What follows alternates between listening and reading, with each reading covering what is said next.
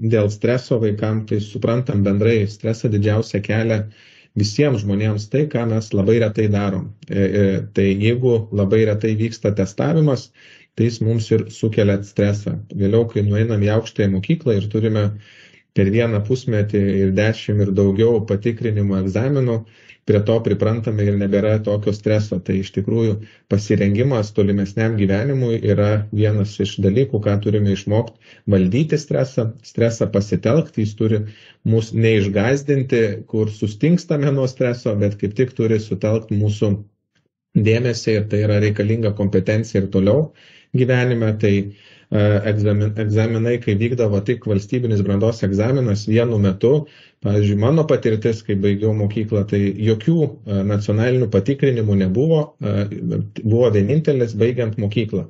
Tai ateini egzaminą pirmą kartą, iki tol neturėjęs jokių nacionalinio patikrinimo būdų.